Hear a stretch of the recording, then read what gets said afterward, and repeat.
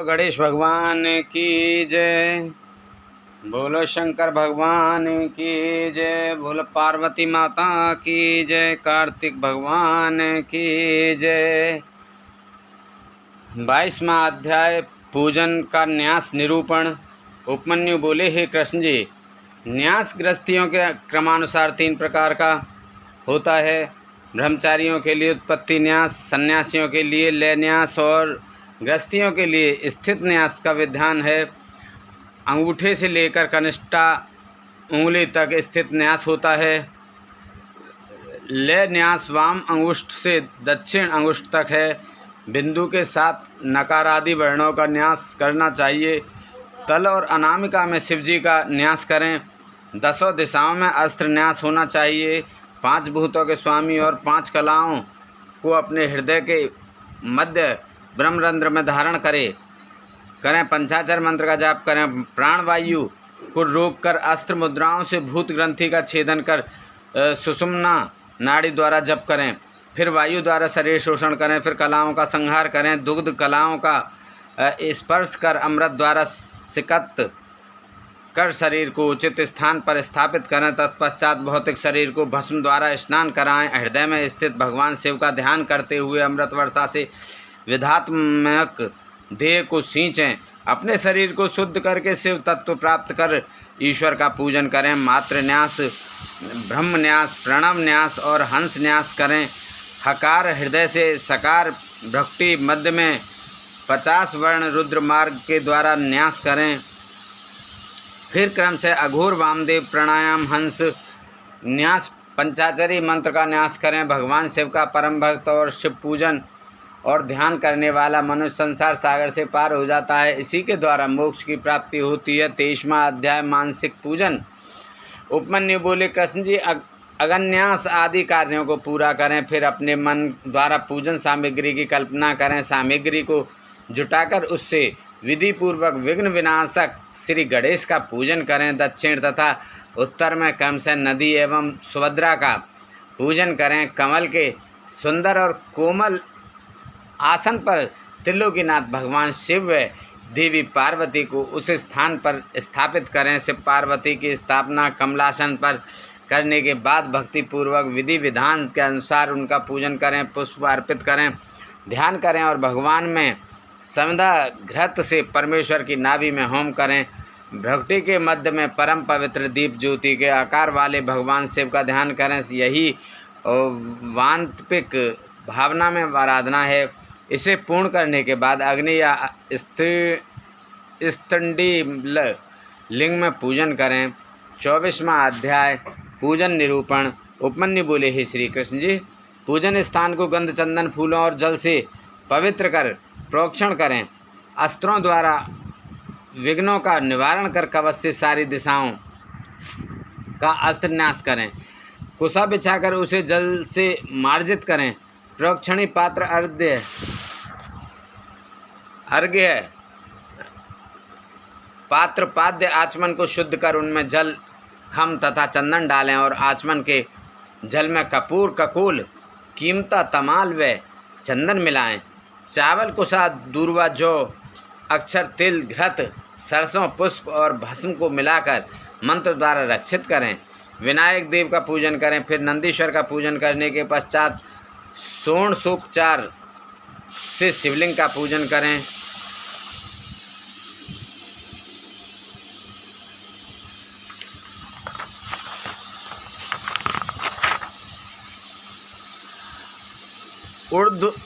ऊर्ध्व भाग में कमलासन रखें। कमल दल 8 प्रकार की सिद्धि देने वाला है। वामादिक शक्तियाँ बीज हैं। भगवान शिव का पूजन करें। पंचगव्य द्वारा स्नान कराएं। फिर आंवले और हल्दी से इसका लेप करें। देव स्नान कराकर सुंदर वस्त्र, यज्ञ एवं यज्ञोपवीत धारण कराएं। पाद्य अर्घ्य, आचमन, धूप, दीप, नैवेद्य, गंध, पुष्प, भूषण जल, मुखवास कर रत्न जड़ित मुकुट एवं आभूषण चढ़ाएं। फिर भगवान शिव पार्वती की आरती उतारें। आरती की थाली को शिवलिंग के सामने 3 बार घुमाकर माथे पर सुगंधित भस्म धारण करें। फिर अपनी पूजा अर्चना में रह गई त्रुटि के लिए भगवान से क्षमा याचना करें। इस प्रकार पूजन करने से परम फल की प्राप्ति होती है। 25वां अध्याय नित्य कृत्य विधि। उपमन्यु बोले, हे श्री कृष्ण जी, दीपदान करने से पहले आरती एवं पूजन भी किया जाना चाहिए। सर्वप्रथम ईशान देव से लेकर सद्योजात तक भगवान शिव का जाप करें। पहले आवरण में हृदय से लेकर अस्त्र न्यास कर पूजन करें। पूर्व में इंद्र, दक्षिण में यम, पश्चिम में वरुण, उत्तर में कुबेर, अग्निकोण में अग्नि, नेत्रिति और निरृति में वायु की पूजा करनी चाहिए। कमल के बाहर वज्रादि आयुधों का पूजन करना चाहिए। तत्पश्चात सभी स्थानों से 8 लोकपालों का पूजन कर माँ जगदम्बा का पूजन कर उनकी आराधना करें। योग, ध्यान, जप और होम कृत्यों में 6 तरह का नैवेद्य होना चाहिए। उसके बाद कपूर, कंकुल, जावित्री, कस्तूरी, केसर, मृगमध, सुगंधित पुष्प आदि अर्पण कर घी का दीपक जलाएं। फिर हाथी दांत से निर्मित आसन, दिव्य छत्र, चंवर, भीरी और पतंग चढ़ाएं। अपनी सामर्थ्य के अनुसार किया गया शिव पूजन उत्तम फल देने वाला होता है। शिवजी में अनन्य भक्ति रखने वाले प्राणी को अवश्य ही मुक्ति प्राप्त हो जाती है। 36वां अध्याय सागोपांग पूजन। उपमन्यु बोले, हे कृष्ण जी, शिव पूजन पर परम फलदायक है। बड़े बड़े पापी, ब्रह्म हत्यारे, चोर, व्यभिचारी पुरुष यदि शिव पूजन करें तो उनके सभी पाप नष्ट हो जाते हैं। इसलिए पतितों को शिव पूजन अवश्य करना चाहिए। शिव पंचाक्षरी मंत्र का जाप करने से बंधन में पड़े मनुष्य बंधन से मुक्त हो जाते हैं। अनेकों योनियों में जीवन व्यतीत करने के पश्चात हमें मनुष्य योनि मिली है। जो मनुष्य इस अलभ्य मनुष्य देह को पाकर भी शिव पूजन नहीं करता, उसका जन्म सफल नहीं होता। इसलिए प्रत्येक मनुष्य को भक्तिपूर्वक त्रिलोकीनाथ भगवान शिव का पूजन आराधन अवश्य करना चाहिए। भगवान शिव के पूजन के समान अन्य कोई भी धर्म नहीं है। यह मनुष्य को सभी सांसारिक बंधनों एवं मोह माया से मुक्ति दिलाने वाला है। शिव पूजन करने के पश्चात मनुष्य को परिवार एवं बंधु बांधवों सहित प्रसाद बांटना चाहिए। 27वां अध्याय अग्निकृत विधान।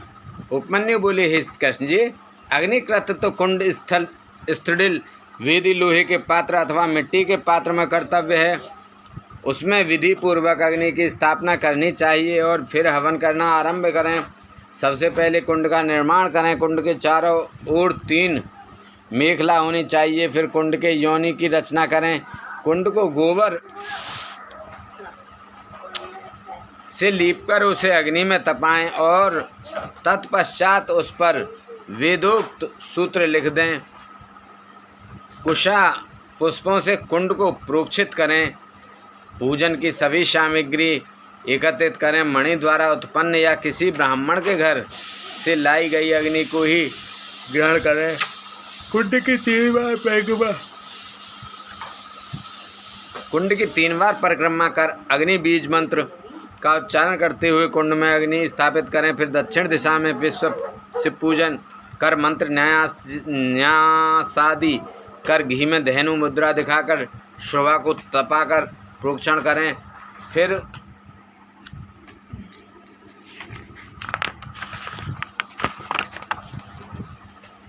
संस्कारों की सिद्धि के लिए बीज मंत्रों से होम करें। ऐसा करने से शिवाग्नि संपन्न हो जाती है। तत्पश्चात भगवान शिव के अर्धनारीश्वर रूप का आह्वान कर उसका पूजन करें। फिर दीपक तक सिंचन कर समिधाओं से होम करें। दूर्वा एवं घी की आहुतियाँ दें। धान, खील, जौ, सरसों, तिल को घी में मिलाकर उससे होम करें। फिर 3 प्रायश्चित आहुतियाँ दें। बचे घी को 1 पुष्प रखकर 62 मंत्र द्वारा हवन करें। विसर्जन कर अग्नि की रक्षा करें।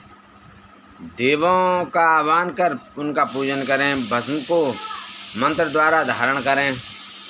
अग्निकृत समाप्त होने पर शिव शास्त्रानुसार बलि कर्म करें।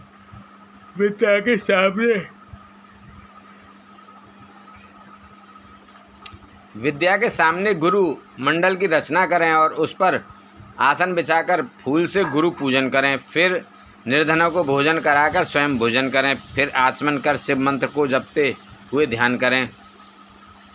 28वां अध्याय नैमित्तिक पूजन विधि। उपमन्यु बोले, हे श्री कृष्ण जी, प्रत्येक माह के दोनों पक्षों को अष्टमी और चतुर्दशी के दिन उत्तरायण संक्रांति ग्रहण काल में विशेष पूजन करना चाहिए।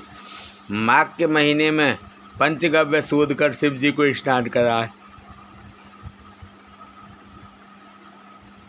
और उस जल को पिएं। इस जल को पीने से ब्रह्म पाप भी नष्ट हो जाते हैं। पौष माह में पुण्य नक्षत्र में भगवान शिव की आरती करें। माघ में मघा नक्षत्र में कंबल और घी का दान करें। फाल्गुन के उत्तरा फाल्गुनी नक्षत्र के दिन बहुत बड़ा उत्सव करें। चित्रा नक्षत्र में चैत्र माह में शिवजी का ढोला उत्सव करें। वैशाख के विशाखा नक्षत्र में फूल मंडली उत्सव करें। जेठ महीने के मूल नक्षत्र में शीतल जल का कुंभ दान करें। आषाढ़ के उत्तराषाढ़ा में पवित्र व्रत धारण करें। श्रावण माह के श्रवण नक्षत्र में प्राकृत प्रकार के सभी बंडल बनाकर उनका पूजन करें। उत्तरा भाद्रपद नक्षत्र में प्रोक्षण करें। पूर्वाषाढ़ा नक्षत्र में जल कीड़ा करें। असौज में खीर खाएं। शतभिक्षा नक्षत्र में अग्नि कर्म करें। कार्तिक में कृतिका नक्षत्र पर सहस्त्र दीपक जलाकर उनका दान करें। मृगशिर महीने के आंद्रा नक्षत्र में स्नान करें। अपने द्वारा किए गए किसी बुरे कार्य के लिए भगवान शिव से क्षमा याचना करें और बुरे कार्यों के लिए प्रायश्चित करें।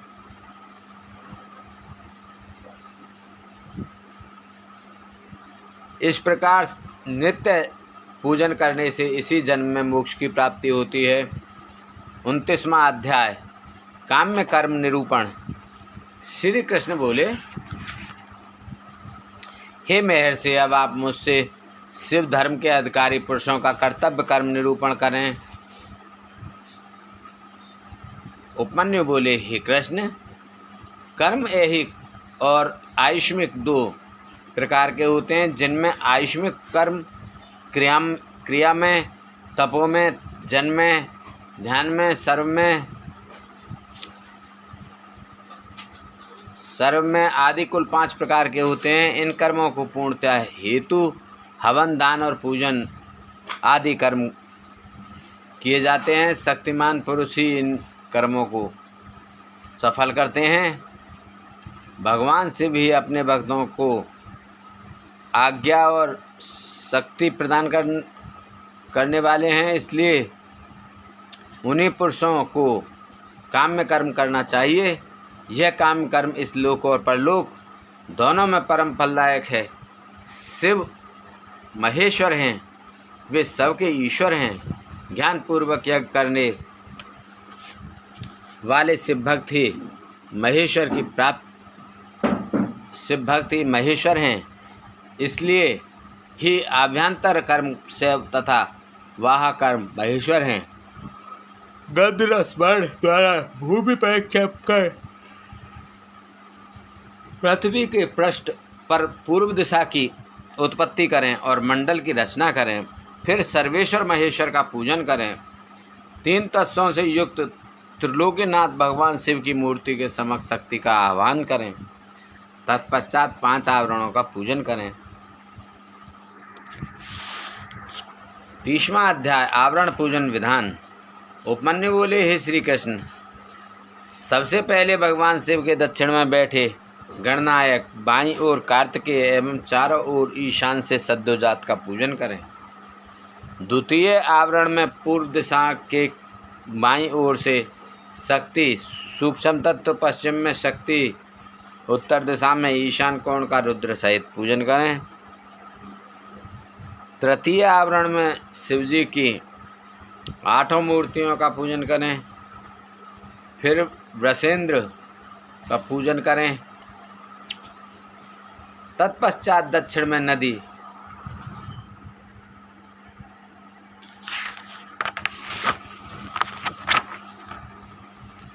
उत्तर में महाकाल शास्त्रों अग्निकोण एवं मृतकाओं का दक्षिण दिशा में पूजन करें।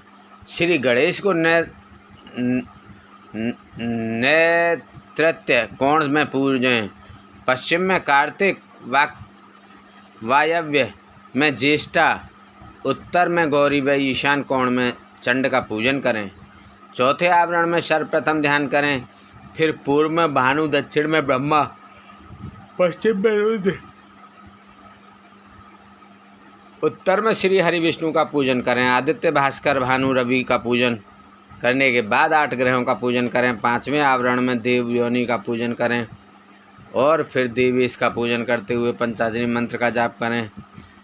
पूजन करने के बाद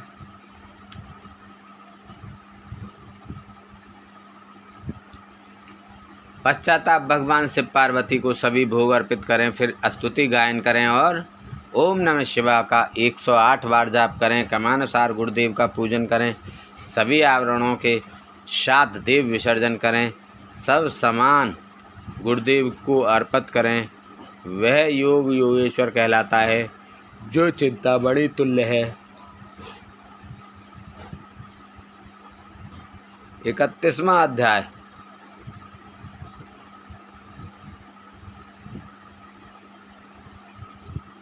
शिव स्तोत्र निरूपण। उपमन्यु बोले, हे श्री कृष्ण, अब मैं आपको पंचवर्ण नामक पवित्र स्तोत्र सुनाता हूँ। हे जगन्नाथ, प्रकृति से सुंदर नित्य चेतन स्वरूप की सदा जय जयकार हो। हे सरल स्वभाव वाले पवित्र चरित्रवान सर्वशक्ति संपन्न पुरुषोत्तम, तुम्हारी सदा ही जय हो।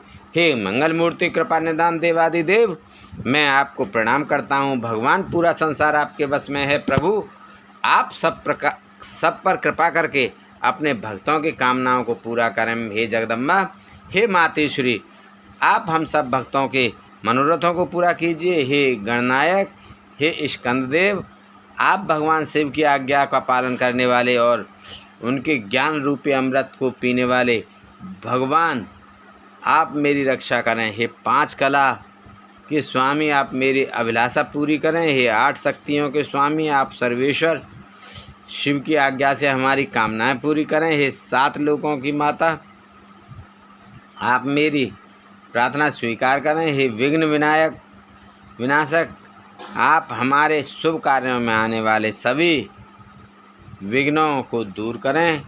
इस प्रकार यह आवरण स्तोत्र अत्यंत शुभ है। प्रतिदिन इस कीर्तन को श्रवण करने वाला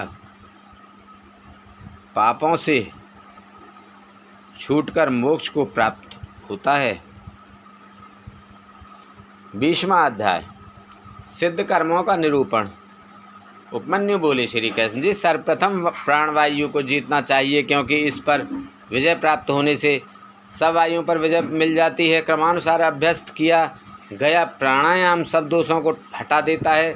यह शरीर की भी रक्षा करता है। जब प्राण वायु पर विजय प्राप्त हो जाती है तो विष्ठा, मूत्र, कफ सभी मंद पड़ जाते हैं। श्वास वायु लंबी तथा देर से आने लगती है। हल्कापन, द्रुत गमन, उत्साह, बोलने में चातुर्य, सभी रोगों का विनाश सब प्राणायाम की सिद्धि से पूरे हो जाते हैं। इंद्रियों को वश में करने का नाम प्रत्याहार है, क्योंकि इंद्रियां ही विषयों में संलग्न होती हैं। सभी इंद्रियों को वश में कर लेना ही परम सुखकारी होता है। यही विद्वानों को ज्ञान और वैराग्य प्रदान करता है। अपनी इंद्रियों को वश में कर लेने से आत्मा का उद्धार होता है। अपने हृदय को एकाग्र करना और शिव चरणों में समर्पित कर देना ही सांसारिक बंधनों से मुक्ति प्रदान करता है। 33वां अध्याय। लिंग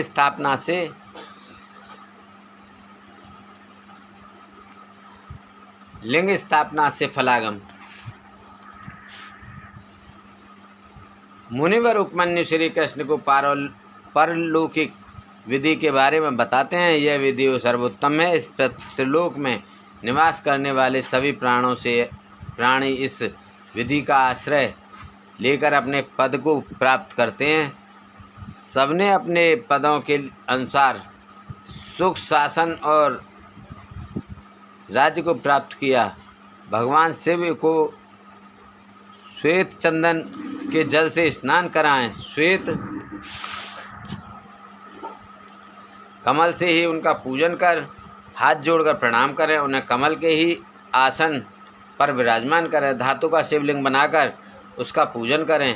बेल पत्रों द्वारा कमल के दाईं ओर बैठे हुए भगवान शिव और देवी पार्वती का पूजन आराधना करें। फिर सुगंधित वस्तुओं से सुरभित करें। मूर्ति के दाईं ओर अगर अंगुरु, पश्चिम में मेनसिल, उत्तर में चंदन और पूर्व में हरिताल लगाएं। तत्पश्चात भगवान शिव की मूर्ति के चारों ओर गूगल और अगर की धूप दें। फिर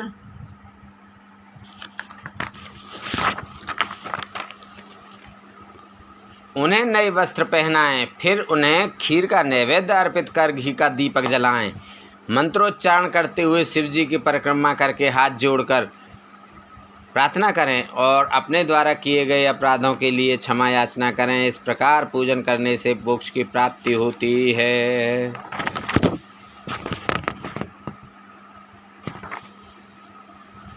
34वां अध्याय लिंग स्थापना से शिव प्राप्ति। मुनि उपमन्यु ने श्री कृष्ण से कहा, हे कृष्ण, जितने भी प्रकार की सिद्धियां हैं वे शिवलिंग की स्थापना करने से तत्काल सिद्ध हो जाती हैं। सारा संसार लिंग का ही रूप है, इसलिए इसकी प्रतिष्ठा से सबकी प्रतिष्ठा हो जाती है। ब्रह्मा, विष्णु और रुद्र कोई भी अपने पद पर स्थित नहीं रह सकते। अब मैं तुम्हें भगवान शिव के लिंग के बारे में बताता हूँ। लिंग 3 गुणों को उत्पन्न करने का कारण है। वह आदि और अंत दोनों से रहित है। इस संसार का मूल प्रकृति है और इसी से चर अचर जगत की उत्पत्ति हुई है। यह शुद्ध, अशुद्ध और शुद्धाशुद्ध आदि से 3 प्रकार का है। सभी देवता और प्राणीजन इसी से उत्पन्न होकर अंत में इसी में लीन हो जाते हैं। इसलिए भगवान शिव को लिंग रूपी मानकर उनका देवी पार्वती सहित पूजन किया जाता है। भगवान शिव और देवी पार्वती की आज्ञा के बिना इस संसार में कुछ भी नहीं हो सकता। त्रिलोकी के प्रलय काल आने पर जब भयानक प्रलय मची थी, उस समय श्री हरि भगवान विष्णु क्षीर सागर में अथाह जल के बीच शेष शैया में सो गए। तब उनके नाभि कमल से ब्रह्मा जी की उत्पत्ति हुई। शिव जी की माया से मोहित ब्रह्मा जी विष्णु जी के पास जाकर उनसे बोले, तुम कौन हो? यह कहकर उन्होंने निद्रा मग्न श्री हरि को झंझोड़ दिया। तब जाकर श्री हरि ने आश्चर्य से अपने सम्मुख खड़े व्यक्ति को देखकर पूछा, पुत्र, तुम कौन हो और यहाँ क्यों आए हो? यह सुनकर ब्रह्मा जी को क्रोध आ गया। तब वे दोनों ही अपने को बड़ा और सृष्टि का रचयिता मानकर आपस में झगड़ने लगे। जल्दी ही बढ़ते बढ़ते बात युद्ध तक पहुँच गई और ब्रह्मा जी विष्णु में भयंकर युद्ध होने लगा। तब त्रिलोकीनाथ भगवान शिव उस युद्ध को रोकने के लिए दिव्य अग्नि के समान प्रज्वलित लिंग रूप में उनके बीच में प्रकट हो गए।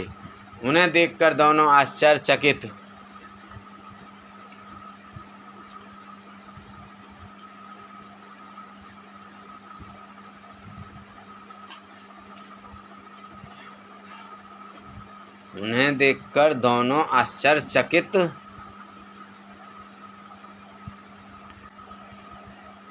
हो गए और उनका अभिमान जाता रहा। तब वे उस लिंग के आरंभ और अंत की खोज के लिए निकल पड़े। ब्रह्मा ने हंस का रूप धारण किया और तीव्र गति से ऊपर चले गए। श्री हरि ने 12 रूप धारण किया और नीचे की ओर गए।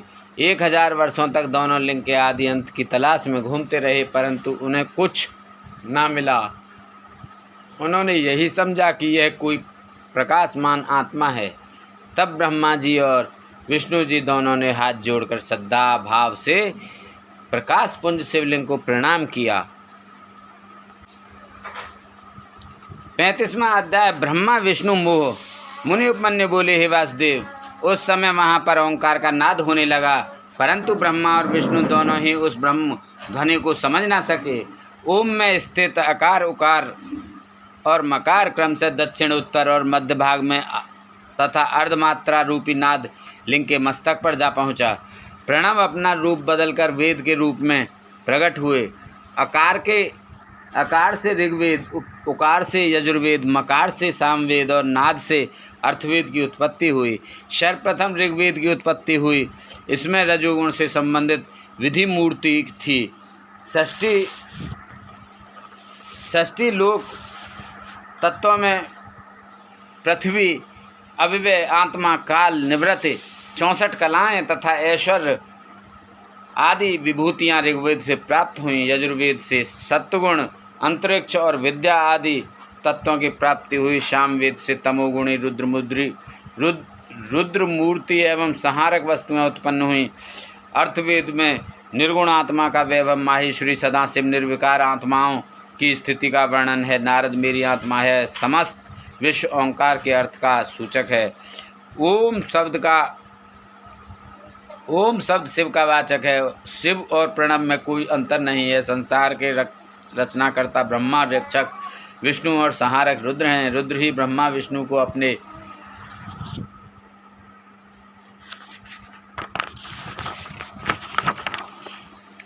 नियंत्रण में रखते हैं। वे शिव ही सब कारणों के कारण हैं। आप दोनों बिना बात ही एक दूसरे के दुश्मन बने हैं, इसलिए मैं आपके बीच शिवलिंग रूप में उत्पन्न हुआ हूँ। यह सुनकर ब्रह्मा और विष्णु दोनों का ही अभिमान टूट गया और वे भगवान शिव से बोले, हे ईश्वर, आपने हमें अपने चरण कमलों के दर्शन का सुअवसर प्रदान किया है। हम धन्य हो गए, हमारा अपराध क्षमा करें। तब भगवान शिव बोले, हे पुत्रों, तुम दोनों अभिमानी हो गए थे, इसलिए मुझे यहाँ लिंग रूप में प्रकट होना पड़ा। अब अभिमान त्याग कर षष्ठी के कार्यों को पूरा करने में अपना योगदान दो। 36वां अध्याय शिवलिंग प्रतिष्ठा की विधि। श्री कृष्ण जी बोले, हे मुनिवर, आपने मुझ पर कृपा कर इस अद्भुत कथा को मुझसे बताया। अब आप लिंग और वेदी की प्रतिष्ठा की विधि भी बताइए। यह सुनकर उपमन्यु बोले, हे कृष्ण, शुक्ल पक्ष में शिव शास्त्र के अनुसार शिवलिंग का निर्माण कराएं। गणेश जी का पूजन कर लिंग को स्नान के लिए ले जाएं। 5 स्थान की मिट्टी, गोबर और पंचगव्य से शिवलिंग को स्नान कराएं। मंत्रोच्चारण करते हुए लिंग का जल में अधिवास करें।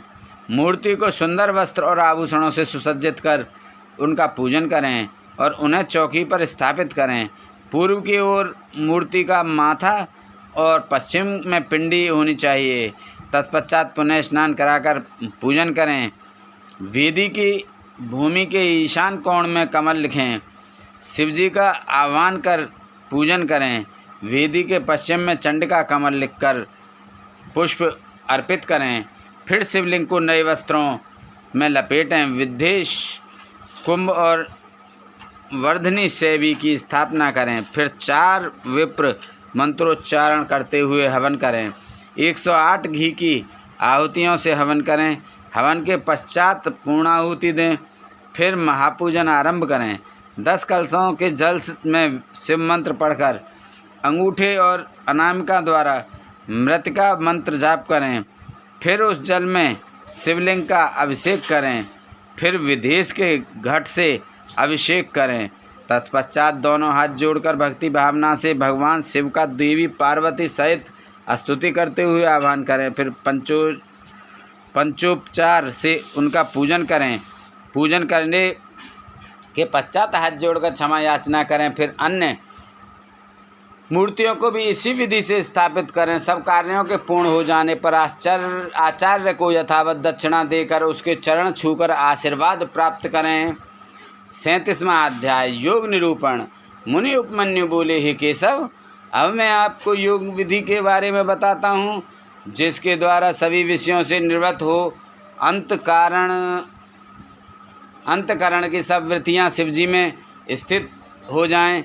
वह परम योग है। योग 5 प्रकार का होता है: मंत्र योग, स्पर्श योग, भाव योग, अभाव योग और महायोग। मंत्रों का उनके अर्थ सहित ज्ञान होना महायोग कहलाता है। मंत्रों को प्राणायाम द्वारा सिद्ध करना स्पर्श योग कहलाता है। जब जिह्वा मंत्रों को स्पर्श ना करते हुए भी उनका जाप करती है तो वह भाव योग कहलाता है।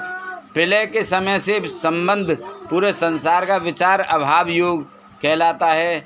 जब साधना करने वाले की सभी मानसिक प्रवृत्तियां भगवान शिव से जुड़ जाएं और वह नित्य शिव चिंतन में मग्न रहे, ऐसी दशा महायोग कहलाती है।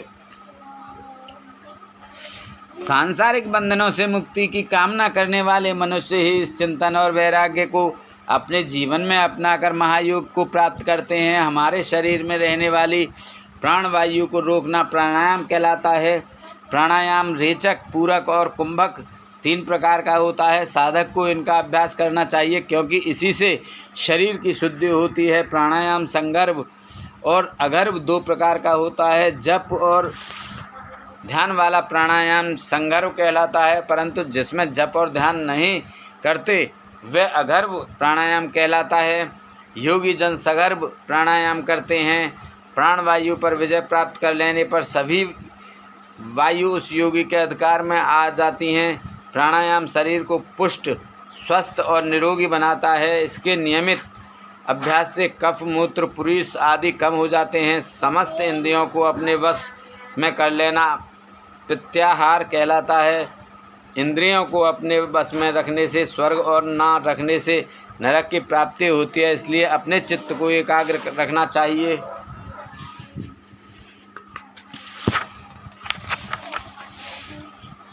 भगवान शिव जो कि सबके ईश्वर हैं, त्रिलोकीनाथ हैं, का ध्यान करने से योगी का कल्याण होता है। अपने पूरे शरीर के साथ साथ इंद्रियों पर काबू पाने से आत्मा का उद्धार होता है।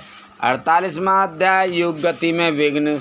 उपमन्यु बोले, हे केशव, आलस्य, व्याधि, प्रमदा, स्थान संशय, चित्त का एकाग्र न होना, अश्रद्धा, दुख, वैमनस्य आदि योग में पड़ने वाले विघ्न हैं। इन विघ्नों को सदा शांत करते रहना चाहिए। इन सब विघ्नों को शांत होने पर 6 उपसर्ग उत्पन्न हो जाते हैं।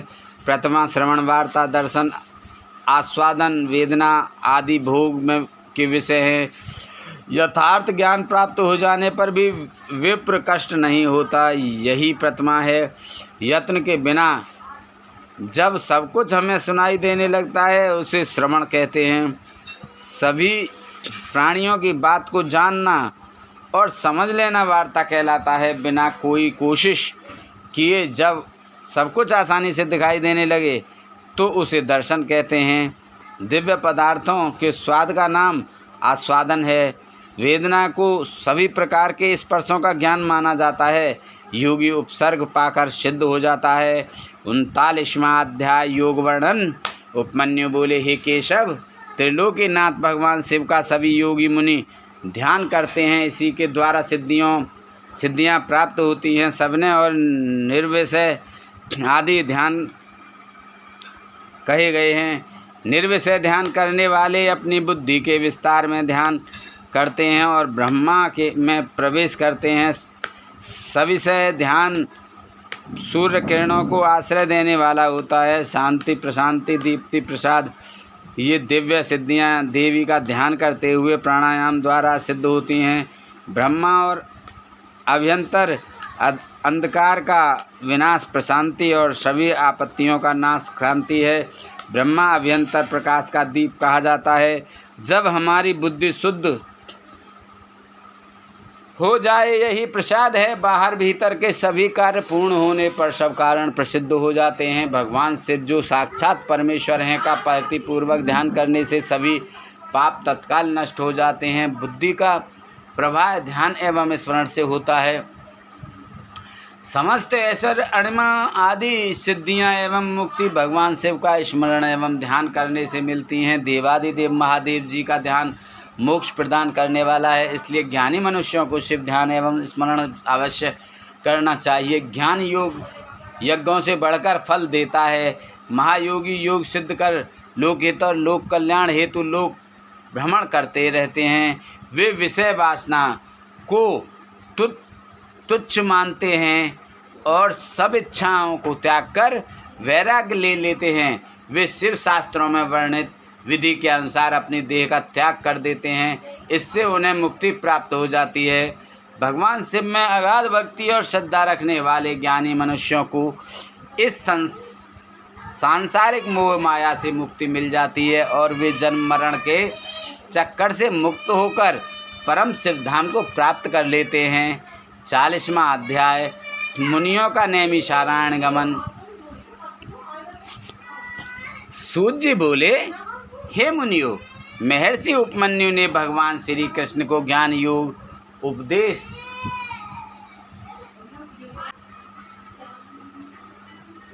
दिया। वही उपदेश वायुदेव ने ऋषिगणों को सुनाया था, जिसे सुनकर वे बहुत हर्षित हुए थे। प्रातःकाल होने पर नैमिषारण्य तीर्थ में निवास करने वाले मुनिजन यज्ञांत स्थान के लिए परम पवित्र नदी को ढूंढने लगे। उस समय ब्रह्मा जी की आज्ञा से परम पवित्रा सरस्वती नदी वहाँ बहने लगी। तब सब ऋषिगणों ने वहाँ यज्ञात स्नान कर संध्या पितृ तर्पण किया और वहाँ से काशी के लिए निकल पड़े। काशी पहुंचकर उन्होंने पतित पावनी भागीरथी गंगा में स्नान किया एवं बाबा विश्वनाथ के दर्शन कर विधि अनुसार पूजन किया। काशी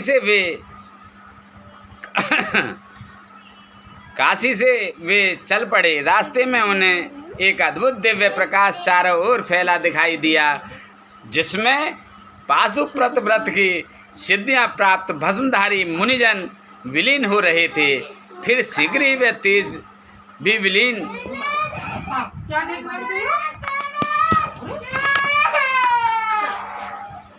हो गया। यह देखकर नैमिषारण्य के सभी मुनिजन ब्रह्मा जी से मिलने ब्रह्मलोक चल दिए। वहाँ पहुंचकर उन्होंने ब्रह्मा जी को प्रणाम कर उनकी स्तुति की। मुनीश्वर बोले, हे जगत पिता ब्रह्मा जी, वायुदेव ज्ञानोपदेश देकर वहाँ से चले आए। तब हम सबने यज्ञ कर यतांत स्नान से निवृत्त हो काशी नगरी की ओर प्रस्थान किया। वहाँ गंगा में स्नान कर बाबा विश्वनाथ के दर्शन किए। वहाँ हमें एक अद्भुत तेज के दर्शन हुए। उस तेज में अनेक तपस्वी विलीन हो रहे थे। कुछ समय पश्चात वह तेज स्वयं विलीन हो गया। उसे देखकर मैं बहुत आश्चर्य हुआ। भगवान वह क्या था? ऋषिगणों के प्रश्न को सुनकर ब्रह्मा जी बोले, हे ऋषिगणों, आपने बहुत समय यज्ञ करके देवादिदेव भगवान शिव को प्रसन्न किया है। उस दिव्य तेज में प्रवेश करने वाले पाशुपत वेदधारी मुनि थे। उसके दर्शन का यही अर्थ है कि आपको शीघ्र ही दिव्य लोक की प्राप्ति होने वाली है। इसलिए आप मोक्ष प्राप्त करना हेतु पाशुपत व्रत धारण करें। अब आप सब यहाँ से सुमेरु पर्वत पर चले जाएं। वहाँ सनत कुमार जी आपके आगमन की प्रतीक्षा कर रहे हैं। वे पूर्व में अपने अहंकार के कारण मिले शाप से मुक्ति पाने के लिए वहाँ तपस्या कर रहे हैं। वहाँ उन्हें ज्ञान प्राप्त होगा। 41वां अध्याय, मुनियों का मोक्ष। सूत जी बोले, हे मुनिवर, ब्रह्मा जी के वचन सुनकर ऋषिगण उन्हें प्रणाम कर सुमेरु पर्वत पर चले गए। वहाँ उन्होंने पर्वत शिखर पर एक सुंदर तालाब की उत्तर दिशा में तपस्या करते सनत कुमार जी को देखा। मुनि उन्हें प्रणाम करके उनके पास बैठ गए। सनत कुमार जी ने आंखें खोलकर अपने पास बैठे मुनियों को देखकर उनसे प्रश्न किया, हे ऋषिवर, आप कौन हैं और यहाँ क्या कर रहे हैं? यह सुनकर ऋषिगणों ने सारी बातें उन्हें बता दी। उसी समय नंदीश्वर भी वहाँ आ गए। नंदीश्वर को अपने सामने पाकर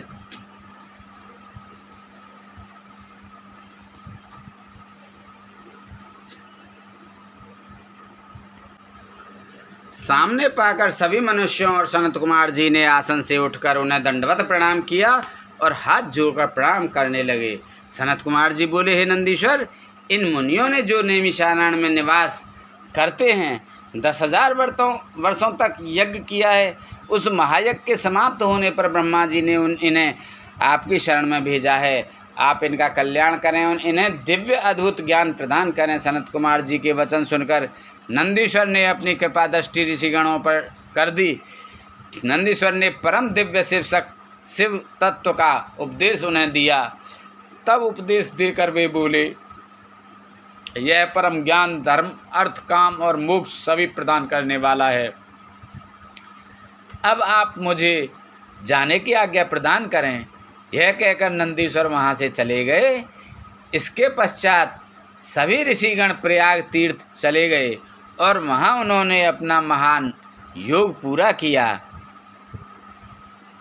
योग पूर्ण होने पर उन्हें ज्ञात हुआ कि कलयुग आ रहा है। यह देखकर वे नैमिषारण्य मुनि काशी चले गए। वहाँ मुक्ति की कामना करते हुए उन्होंने पाशुपत व्रत धारण किया। उनकी सिद्धि सफल हुई और वे शिव पद को प्राप्त हुए। श्री व्यास जी बोले, इस प्रकार यह शिव पुराण पूर्ण हुआ।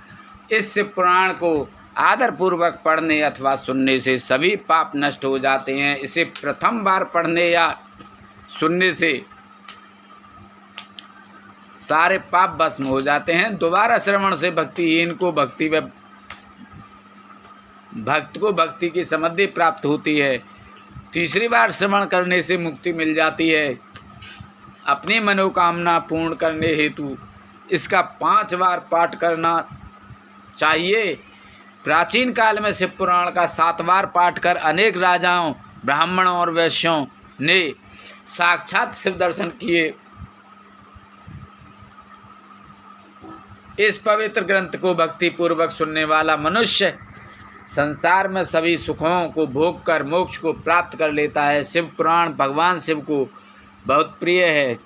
यह वेदों के समान भोग और मोक्ष देने वाला है। शिव पुराण का पाठ करने वाले मनुष्य पर देवादिदेव की सदा कृपा दृष्टि रहती है। वे सदा सबका कल्याण करते हैं। श्री वायवी संहिता संपूर्ण, शिव पुराण संपूर्ण। बोलो शंकर भगवान की जय। बोलो पार्वती माता की जय। बोलो गणेश भगवान की जय। बोलो कार्तिक भगवान की जय। ओम जय शिव ओंकारा, स्वामी भज शिव ओंकारा। ब्रह्मा विष्णु सदा शिव, ब्रह्मा विष्णु सदा शिव, अर्धांगिनी धारा। ओम जय शिव ओंकारा। एकानन चतुरानन पंचानन राजय, स्वामी पंचानन राजय। हंसानन गरुड़ासन, हंसानन गरुड़ासन, वाहन साज। ओम जय शिव ओंकारा। 2 भुज 4 भुज 10 भुज आते सो है, स्वामी 10 भुज आते सो है। तेरे गुण रूप निरखता, तेरे गुण रूप निरखता, प्रभु बन जन मोहे। ओम जय शिव ओंकारा। माला वनमाला रुंड माला धारे, स्वामी रुंड माला धारे। चंदन मृग मद सोहे, चंदन मृग मद सोहे, भोले शुभकारी। ओम जय शिव ओंकारा। श्वेतांबर पीतांबर बागंबर अंगे, स्वामी बागंबर अंगे। हंसादिक गरुड़ादिक, हंसादिक ब्रह्मादिक, भूतादिक संगे। ओम जय शिव ओंकारा। करके मध्य कमंडल चक्र त्रिशूल धारता स्वामी चक्र त्रिशूल धरता जग करता जग भरता जग करता जग भर जग पालन करता ओम जय शिव ओंकारा ब्रह्मा विष्णु सदाशिव जानते अविवेका स्वामी जानते अविवेका प्रणवाक्षर में शोभित प्रणवाक्षर में शोभित ये तीनों एका ओम जय शिव ओंकारा जय शिव ओंकारा स्वामी जज शिव ओंकारा ब्रह्मा विष्णु सदाशिव ब्रह्मा विष्णु सदाशिव अर्धांगिनी धारा जय शिव ओंकारा जय शंकर शंकर जय शंकर कैलाशपति जय गौरा गौरा जय गौरा जय पार्वती जय शंकर शंकर जय शंकर कैलाशपति जय गौरा गौरा जय पार्वती जय शंकर जय कृपान शंकर जय शंकर कैलाशपति जय गौरा गौरा जय पार्वती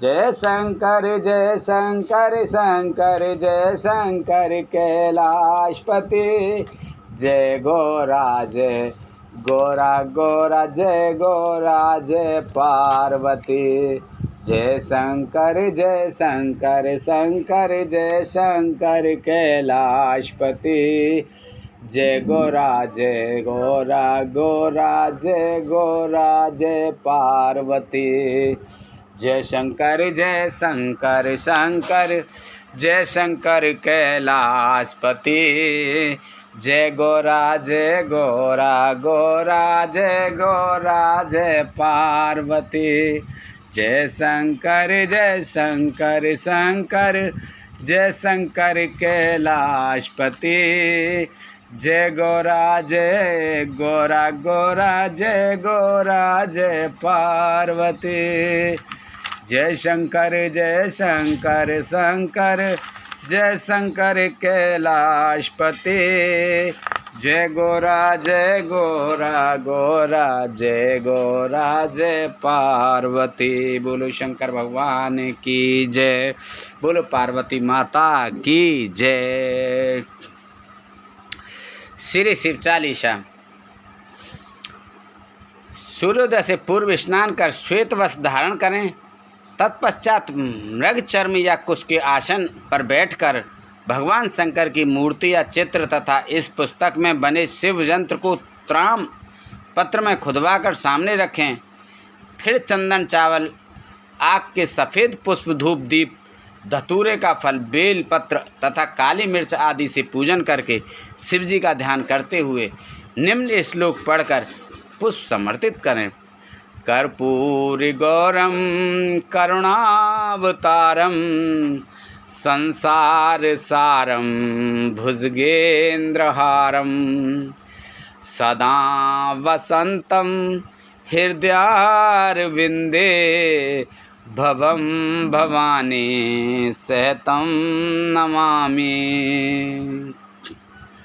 इसके बाद पुष्प अर्पण करें। फिर चालीसा का पाठ करें।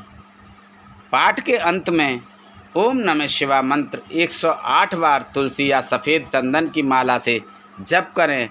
जप के साथ अर्थ की भावना करने से कार्य सिद्ध जल्दी होती है।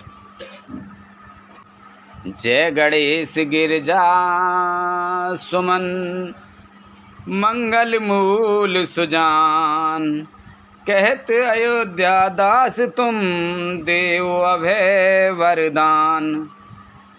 समस्त मंगलों के ज्ञाता गिरजा सुत श्री गणेश जी की जय हो। मैं अयोध्या दास आपसे अभय होने का वरदान मांगता हूँ। जय गिरजापति दीन दयाला, सदा करत संतन प्रतिपाला। भाल चंद्रमा सोहत नीके, कानन कुंडल नाग फनी के। दीनों पर दया करने वाले तथा संतों की रक्षा करने वाले पार्वती के पति शंकर भगवान की जय हो। जिनके मस्तक पर चंद्रमा शोभायमान है और जिन्होंने कानों में नागफनी के कुंडल धारण किए हुए हैं। अंग गौर सिर गंग बहाए, मुंड माल तन छार लगाए। वस्त्र खाल बाघंबर सोहे, छवि को देख नाग मुनि मोहे। जिनके अंग गौरवर्ण हैं, सिर से गंगा बह रही है, गले में मुंडमाला है और शरीर पर भस्म लगी हुई है, जिन्होंने बागंबर धारण किया हुआ है, ऐसे शिव की शोभा देखकर नाग और मुनि भी मोहित हो जाते हैं। मैना मात की हो दुलारी, वाम अंग सोहत छब न्यारी। कर त्रिशूल सोहत छब भारी, करत सदा शत्रुन छयकारी। महारानी मैना की दुलारी पुत्री पार्वती उनके वाम भाग में सुशोभित हो रही हैं, जिनके हाथ का त्रिशूल अत्यंत सुंदर प्रतीत हो रहा है। वही निरंतर शत्रुओं का विनाश करता रहता है। नंद गणेश सोहें तह कैसे, सागर मध्य कमल हों जैसे। कार्तिक श्याम और गणराऊ, या छब को कही जात न काऊ। भगवान शंकर के समीप नंदी व गणेश जी ऐसे सुंदर लगते हैं जैसे सागर के मध्य कमल। श्याम कार्तिकेय और उनकी करोड़ों गणों की छवि का बखान करना किसी के लिए संभव नहीं है। देवन जब ही जाए पुकारा, तब ही दुख प्रभु आप निवारा। कियो उपद्रव तारक भारी, देवन सब मिल तुम ही जुहारी। हे प्रभु, जब जब भी देवताओं ने पुकार की, तब तब आपने उनके दुखों का निवारण किया है। जब तारकासुर ने उत्पात किया, तब सब देवताओं ने मिलकर रक्षा करने के लिए आपकी गुहार की। तुरत सड़ानन आप पठाए, लबो निमेष में मार गिराए। आप जलंधर असुर सहारा, सुयस तुम्हार विदित संसारा। तब आपने तुरंत स्वामी कार्तिकेय को भेजा, जिन्होंने क्षण मात्र में ही तारकासुर राक्षस को मार गिराया।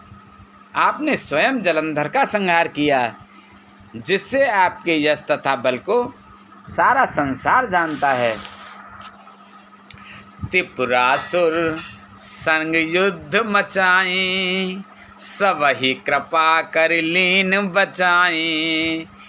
किया तपहि भागीरथ भारी, पूर्व प्रतिज्ञा तास पुरारी। त्रिपुर नामक असुर से युद्ध कर आपने देवताओं पर कृपा की, उन सभी को आपने बचा लिया।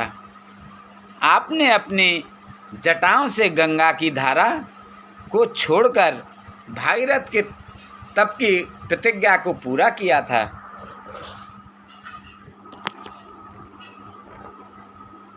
दानिन में तुम समको नाही, सेवक अस्तुति करत सदाही। वेद माहि महिमा तब गाई, अकत अनाद भेद नहीं पाई। संसार के सभी दानियों में आपके समान कोई दानी नहीं है। भक्त आपकी सदा ही वंदना करते रहते हैं। आपके अनादि होने का भेद कोई बता नहीं सका। वेदों में भी आपके नाम की महिमा गाई गई है। प्रगट उदद मंथन ते ज्वाला, जरत सुरासुर भये विहाला। कीन दया तैं करी सहाई, नीलकंठ तब नाम कहाई। समुद्र मंथन करने से जब विष उत्पन्न हुआ, तब देवता और राक्षस दोनों ही बेहाल हो गए। तब आपने दया करके उनकी सहायता की और ज्वाला पान किया, तभी से आपका नाम नीलकंठ पड़ा। पूजन राम चंद्र जब कीना, जीत के लंक विभीषण दीना। सहस कमल में हो रहे धारी, कीन परीक्षा तवहीं पुरारी। रामचंद्र जी ने लंका पर चढ़ाई करने से पहले आपका पूजन किया और विजय हो लंका विभीषण को दे दी। भगवान रामचंद्र ने जब सहस्त्र कमल के द्वारा पूजन किया, तो आपने फूलों में विराजमान हो परीक्षा ली। एक कमल प्रभु राखे गोई, कमल नैन पूजे चह सोई। कठिन भक्त देखे प्रभु शंकर, भये प्रसन्न दिए एक चितवर। आपने एक कमल पुष्प माया से लुप्त कर दिया, तो श्री रामचंद्र जी ने अपने कमल नयन से पूजन करना चाहा। जब आपने राघवेंद्र की इस प्रकार की कठोर भक्ति देखी, तो प्रसन्न होकर उन्हें मनवांछित वर प्रदान किया। जय जय जय अनंत अविनाशी, करत कृपा सबके घटवासी। दुष्ट सकल नित मोह सता में, भ्रमत रहो मोह चैन न आवे। अनंत और अविनाशी शिव की जय हो। सबके हृदय में निवास करने वाले आप सब पर कृपा करते हैं। हे शंकर जी, अनेक दुष्ट मुझे प्रतिदिन सताते हैं, जिससे मैं भ्रमित हो जाता हूँ और मुझे चैन नहीं मिलता। त्राय त्राय में नाथ पुकारो, यह अवसर मोहि आन उबारो। ले त्रिशूल शत्रुन को मारो, संकट से मोहि आन उबारो। हे नाथ, इन सांसारिक बाधाओं से दुखी होकर मैं आपका स्मरण करता हूँ। आप मेरा उद्धार कीजिए। आप अपने त्रिशूल से मेरे शत्रुओं को नष्ट कर मुझे इस संकट से बचाकर भवसागर से उबार कीजिए। मात पिता भ्राता सब होई, संकट में पूछत नहीं कोई। स्वामी एक है आस तुम्हारी, आए हरहु मम संकट भारी। धन निर्धन को दे। माता पिता और भाई आदि सुख में ही साथी होते हैं। संकट आने पर कोई पूछता भी नहीं है। हे जगत के स्वामी, आप ही मेरी आशा टिकी है। आप मेरे इस घोर संकट को दूर कीजिए। धन निर्धन को देत सदाही, जो कोई जांचे सो फल पाही। अस्तुत के ही विद करो तुम्हारी, क्षमऊ नाथ अब चूक हमारी। आप सदा ही निर्धनों को सहायता करते हैं। जिसने भी आपको जैसा जाना, उसने वैसा ही फल प्राप्त किया। मैं प्रार्थना स्तुति करने की विधि नहीं जानता, इसलिए कैसे करूं? मेरी सभी भूलों को क्षमा करें। शंकर को संकट के नाशन, विघ्न विनाशन मंगल कारण। योगी यत मुनि ध्यान लगावे, नारद शारद शीश नवावे। आप ही संकट का नाश करने वाले, समस्त शुभ कार्यों को कराने वाले और विघ्नहर्ता हैं। योगी जन, यति व मुनिजन आप ही का ध्यान करते हैं। नारद और सरस्वती आपको ही शीश नवाते हैं। नमो नमो जय नमः शिवाय, शुर ब्रह्मादिक पार न पाए। जो ये पाठ करे मन लाए, तापर होत हैं शंभु सहाय। ओम नमः शिवाय पंचाक्षर मंत्र का निरंतर जाप करके भी देवताओं ने आपका पार नहीं पाया। जो इस शिव चालीसा का निष्ठा से पाठ करता है, भगवान शंकर उसकी सभी इच्छाएं पूरी करते हैं।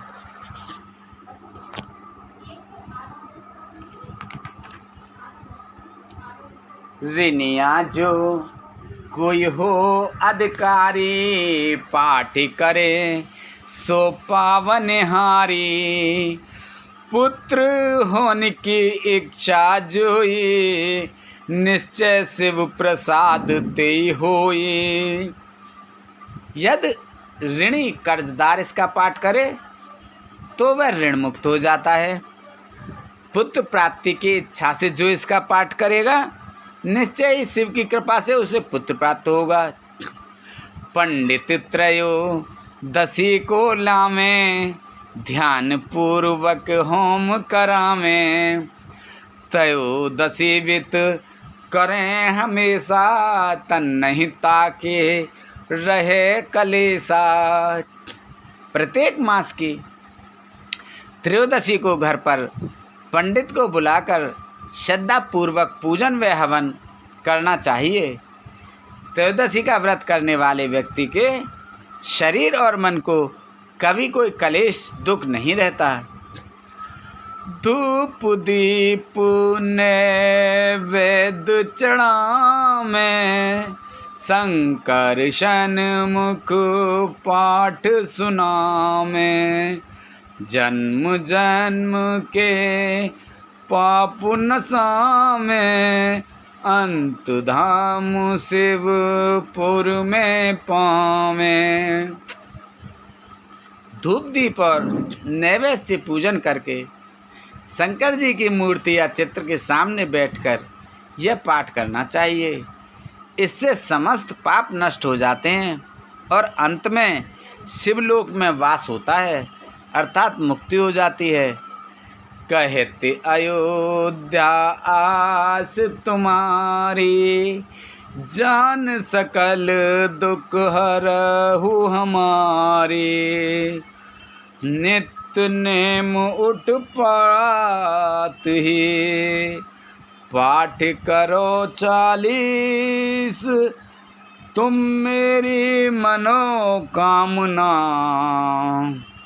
पूर्ण करो जगदीश। अयोध्या दास कहते हैं, हे शंकर जी, हमें आपकी ही आशा है। यह जानते हुए मेरे समस्त दुखों को दूर करिए। इस शिव चालीसा का 40 बार प्रतिदिन पाठ करने से भगवान मनोकामना पूर्ण करेंगे। मंगसर छठे हैं मंत्र तो, संवत 64 जान। स्तुति 40 शिवहीं, पूर्ण कीन कल्याण। सियापत रामचंद्र पत, जय शरणम शंकर हरि ओम। जय जय सिया राम, जय जय हनुमान हरि की जय। मंगल भवन अमंगल हारी, द्रवहु से दशरथ अजर बिहारी। दीन दयाल बिरद संभारी, हरऊ नाथ मम संकट भारी। अब सोहु कृपा करऊ एहि भांति, सब तज भजन करें दिन राति। सुनसिय सत्य आशीष हमारी, पूर्ण हुए मन कामना तुम्हारी। प्रवेश नगर की जय सब काजा, हृदय राख कौशलपुर राजा।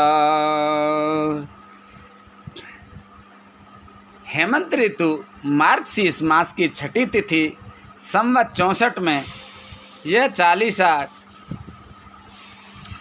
लोक कल्याण के लिए पूर्ण हुई। शिव स्तुति। बोलो शंकर भगवान की जय, बोलो पार्वती माता की जय, बोलो गणेश भगवान की जय, बोलो शंकर भगवान की जय।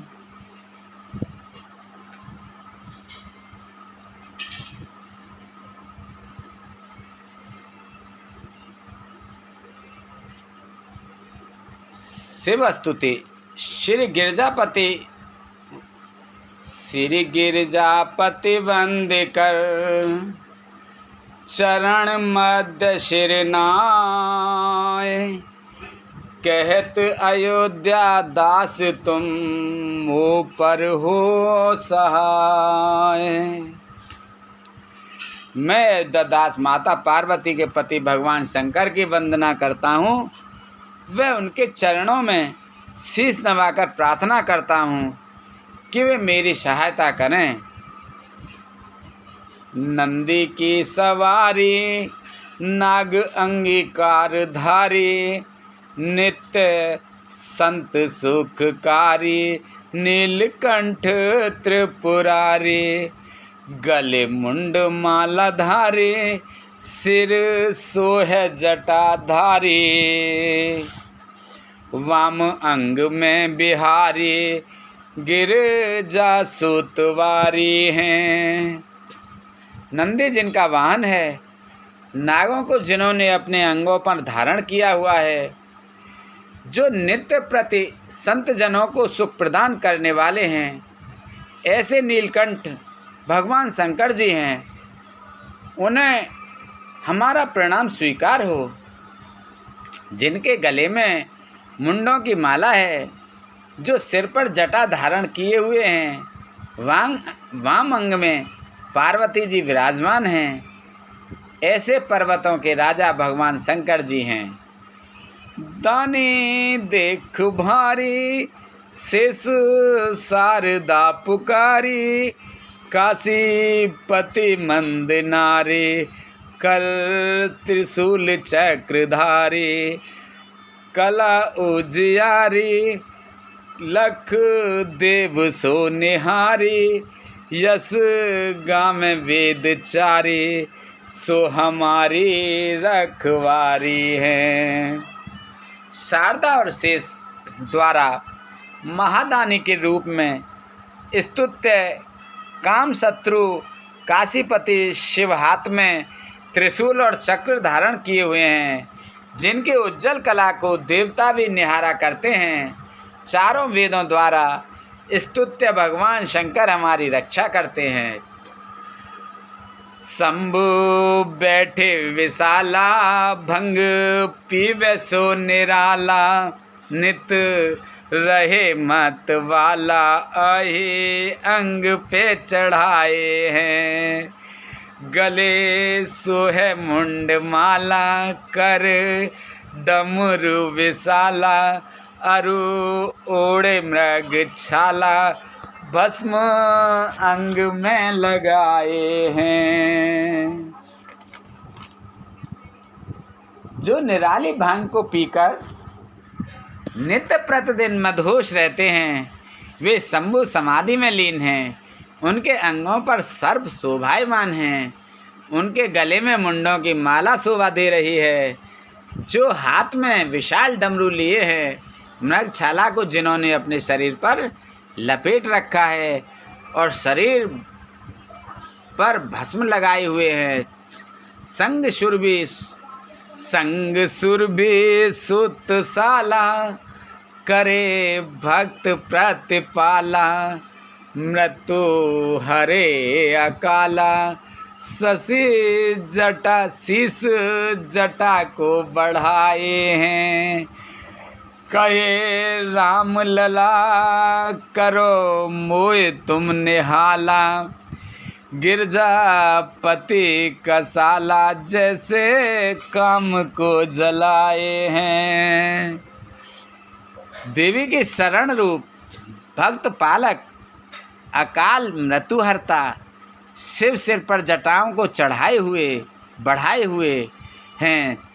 हे गिरजापति, जैसे आपने काम को जलाया था वैसे ही मेरी तृष्णा को जलाकर मुझे निहाल करें, यह रामलला का निवेदन है। मारा है जलंधर और त्रिपु को सहारा, जिन जारा है काम जाके शीस गंग धारा है अपार जासु, महिमा है तीनों लोक, भाल सो है इंदु जाके सुषुमा की सारा है। जिन्होंने मगरमच्छ त्रिपुर राक्षस का वध किया, जिन्होंने काम को जला डाला, जिनके शीश पर गंगा की धारा भी है, गंगधार सी अपार महिमा वाले, जिनके मस्तक पर चंद्रमा सुशोभित है, वे समस्त सुखों के स्वामी शिव हमारे रक्षक हैं। सारा अहि बात सब खायो हलाहल जान, भक्त जन के आधारा जाए वेदन उचारा है। चारों हैं भाग जाके द्वार हैं गिरीश कन्या, कहत अयोध्या सोई मालिक हमारा है। जिन्होंने बात ही बात में सारा जहर पी लिया, वे भक्तों के रखवाले भगवान शंकर हैं, जिनका वेदों ने गान किया है। अयोध्या दास कहते हैं, जो यज्ञ के चारों भागों के स्वामी हैं, गिरजा सुता जिनके साथ हैं, वही हमारे स्वामी हैं। अष्ट गुरु ज्ञानी जाके मुख वेदवानी शुभ, सोहे भवन में भवानी सुख संपत लहा करे। मुंडन की माला जाके चंद्रमा ललाट सोहे, दासन के दास जाके दारिद दहा करे। आठों गुरु जानते हैं, जिनका मुखी चारों वेदों की वाणी का रूप है, जिनके भवन की स्वामिनी माता भवानी हैं, वह शिव सुख और संपत्ति के दाता हैं। मुंड मालाधारी, मस्तक पर चंद्रधारी शिव, सेवकों के सेवक की भी दरिद्रता का नाश दाह करने वाले हैं। चारों द्वार बंदे जाके द्वारपाल नंदे, चारों द्वार बंदे जाके द्वारपाल नंदे, कहत कवि आनंदे नर नाहक हाहा करे। जगत रिसाए यमराज की कहा बसाए, शंकर सहाय तो भयंकर कहा करे। जिन्होंने नरक के चारों द्वार बंद करवा दिए हैं, जिनके द्वारपाल के रूप में नंदी विराजमान हैं, कवि आनंद कहते हैं कि ऐसे आनंद को देने वाले देवता के होते हुए भी लोग व्यर्थी हाहाकार करते हैं, क्योंकि सांसारिक लोगों की थोड़ी सी पूजा अर्चना से जो प्रसन्न हो जाते हैं और शंकर जी उनकी सहायता करते हैं, तो ऐसे में यमराज की क्या आवश्यकता है। अर्थात आप भयंकर यमराज की यातना से बचना चाहते हैं तो शंकर जी की शरण में जाओ।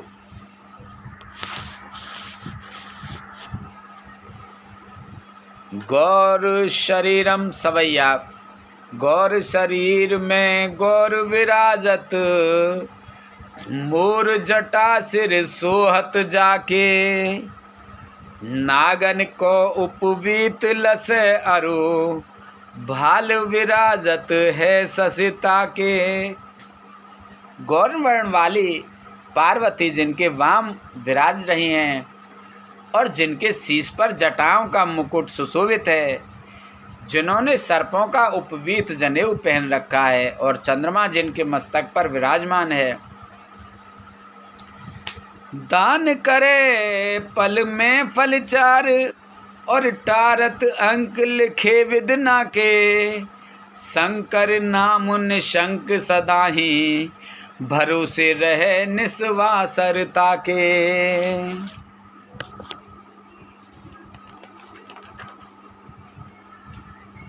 जो पल भर में चारों फल धर्म अर्थ मोक्ष और काम को देने वाले हैं और भाग्य में लिखे को बदल सकते हैं, उनका नाम भगवान शंकर है और बिना किसी शंका के निरंतर उनके भरोसे पर रहना चाहिए। मंगसर मास है मंत्र ऋतु, छठा दिन है शुभ बुध, कहे तो अयोध्या दास तुम, शिव के विनय समुद। अयोध्या दास जी कहते हैं कि भगवान शिव की महान कृपा से मार्गशीर्ष मास की षष्ठी तिथि बुधवार के शुभ दिन यह कार्य संपन्न हुआ। बोलो शंकर भगवान की जय, बोलो पार्वती माता की जय। श्री शिवाष्टक। आदि अनादि अनंत अखंड, अवेद सुवेद बतावे, अलख अगोचर रूप महेश को, जोगी जति मुन ध्यान न पावे, आगम निगम पुराण सवे, इतिहास सदा जिनके गुण गावे, बड़भागी नर नार सोई जो, साब सदा शिव को नित धावे, सुजन सुपालन सृजन सुपालन ले लीला हित, जो विद हरि हरि रूप बनावे, एक ही आप विचित्र अनेक सुवेश बनाई के लीला रचावे,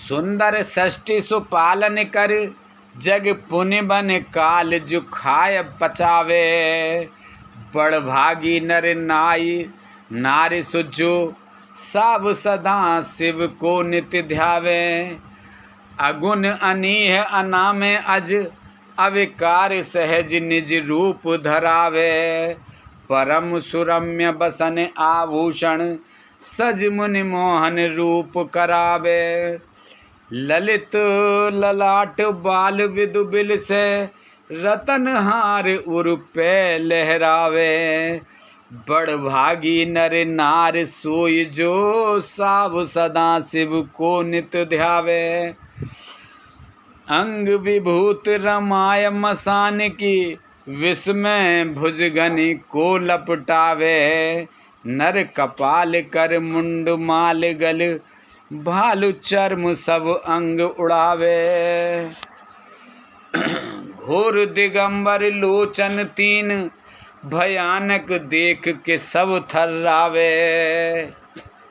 बड़भागी नर नार सोई जो, साब सदा शिव को नित ध्यावे, मुनि मृकुंड सुत की गाता सुच, अजहूं विज्ञ जन पाए सुनावे,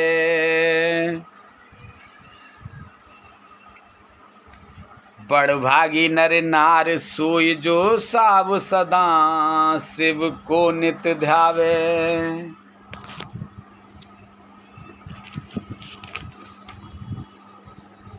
चार चारे जो फूल धतूरे के बेल के पात और पान चढ़ावे, गाल बजाए के बोल जो हर हर महादेव धुन जोर लगावे, तिनई महाफल दिए सदा शिव सहज ही भुक्ति मुक्त सो पावे, बड़ भागी नर नार सोई जो साव सदा शिव को नित ध्यावे, बिनस दोष दुख दुरुत दैन्य दारिद्र्य नित्य सुख शांति मिलावे, आस तोष हर पाप ताप सब निर्मल बुद्ध चित्त बकसावे, असरन सरन काट भव बंधन भव जिन भवन भव्य बुलवावे, बड़ भागी नर नार सोई जो साव सदा शिव को नित ध्यावे,